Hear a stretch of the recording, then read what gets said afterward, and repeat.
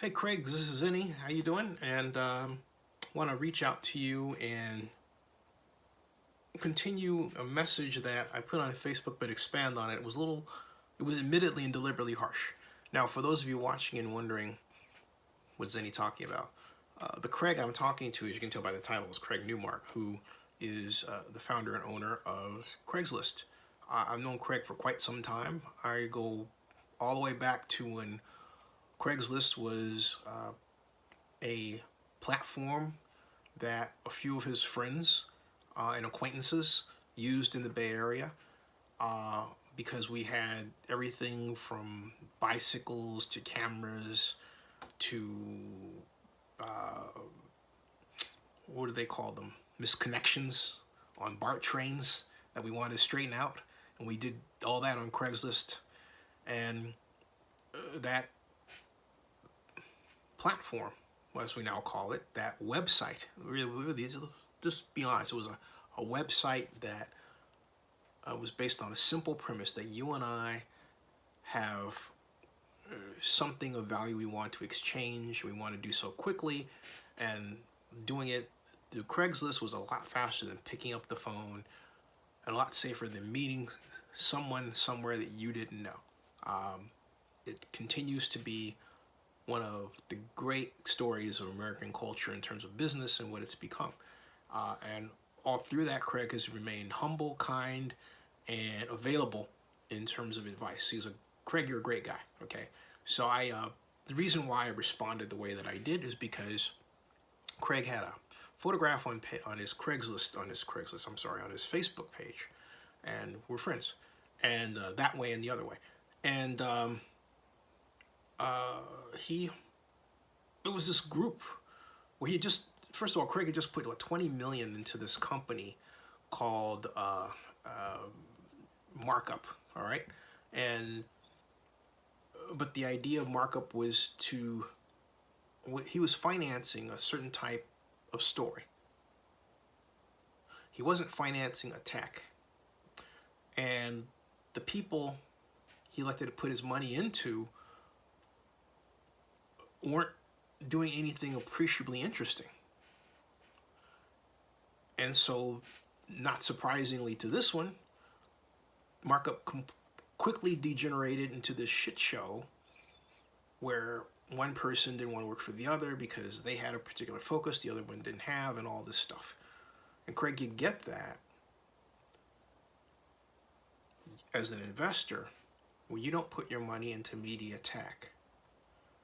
Now, I sent you an email about what I'm working on, but that is not directly what this is about, because you might say, heck with Zinni because he badmouthed me. He wrote this thing on my page that, basically implied that I was this racist dude, and I don't want to put any money in him. And hey, I get that. Okay, that's fine. But it's not going to stop me from, if you think that, it's not going to stop me from raising awareness to you.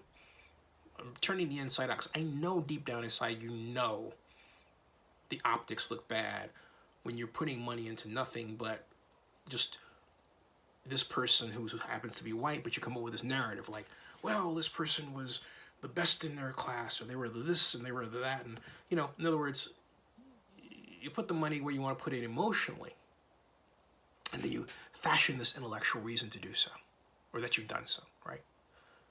Only to watch it all fall apart.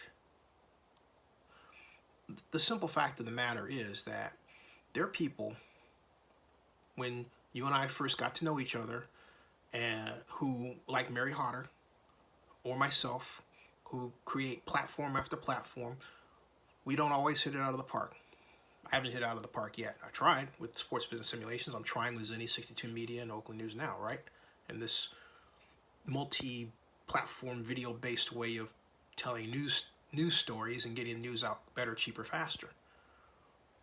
But my deal is for profit, and my point is you should be financing for-profit, media tech, diverse operations. Look at Blavity with Morgan DeBaum. Have you met her? If you haven't met her, Craig, she's African-American woman, African-American staff. She's raised $6.5 million, I believe $9 million through Google Ventures and others. And not you, because you're looking at nonprofits. But why would you turn toward a nonprofit approach when you yourself, in terms of Craigslist, are really running a for-profit. You would say, well, actually, it's a nonprofit because it's a .org. But man, I remember you charged nothing to post, jobs and everything else. But then, first in order to cover the server cost and everything else, you started charging, and then the cost went up and up and up. All right? That was an approach that arguably is for profit. You were looking to do more than cover your costs, and you come out of it a billionaire. You're worth almost $2 billion. Okay? I'm happy for you. I really am. Out of all of us, there are groups, group of people, who knew that Michael Arrington, a lawyer who started a blog about startups, will go on to sell it to AOL for $30 million. TechCrunch, right? And it's still going strong. I mean, there are a lot of who knews. Look at Loke Lemure and the first micro video website. Remember Seismic? He wasn't the first one. He was the second one. Actually, 12seconds.tv was the first. Then we had 12seconds.tv, 6seconds.tv, Verdoco, which I was on the board of. We have all these great creations. We have Fred Davis out there still pitching.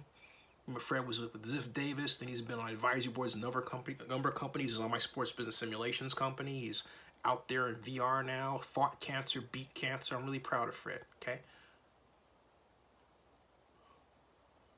My point is what you have to fight, because there are folks out there pitching, trying to make it happen,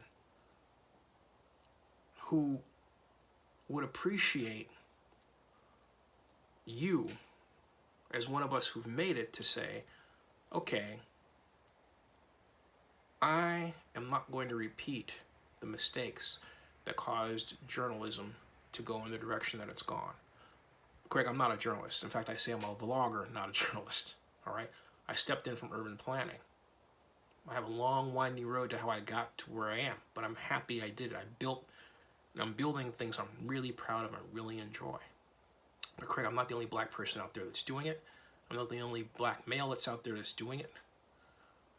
You should take your money and say, hey, look, I want to find out who looks in a non-traditional way. The people you're financing, you know what? I'm going to be honest with you, man. They are some of the people that have advanced this idea that only a white person can be in journalism and tell the stories of others.